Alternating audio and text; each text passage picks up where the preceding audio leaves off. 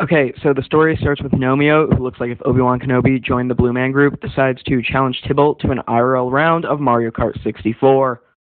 Meanwhile, we watch Papa Smurf tell Juliet that she's delicate despite being the porcelain version of Hulk Hogan. We also meet the creepy frog nurse that is now my sleep paralysis demon. After rage quitting Fast and Furious 5, Romeo decides to pull a Black Ops mission on the Red Gnomes. He uses his best friend Benny, whose hat is taller than the Burj Khalifa, in order to help him.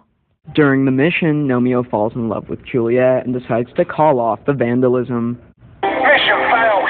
We'll get them next time. Afterwards, Gnomeo and Juliet meet up by a shed that looks dustier than Betty White's hair. They meet with a flamingo that definitely has ADHD. Meanwhile, Benny hacks into his owner's computer using his epic gamer skills and decides to purchase the lawnmower version of the Terminator 2000. Juliet also meets her husband, who's voiced by Stephen Merchant, of all people. Afterwards, we find out that the Red Gnomes vandalized the Blue Gnomes' toilet, and so the Blue Gnomes decide to restart their Black Ops mission.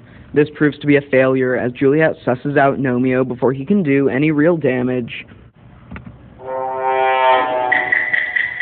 Fast-forwarding one depressing divorce story later, and we end up at the real meat of the movie. Gnomeo and Tybalt run into a brick wall and hit their heads harder on the wall than I do when I rage quit Fallout 4. Luckily for Gnomeo, he survives. However, he receives banishment as a punishment instead.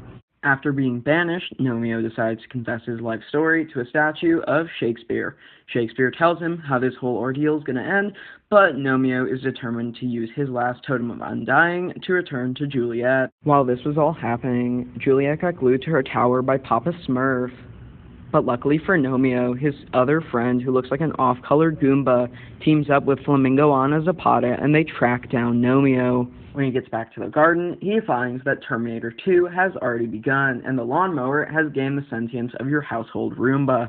After realizing that Juliet is glued to the tower, Gnomeo chooses to go down with the ship as the lawnmower pulls a kamikaze.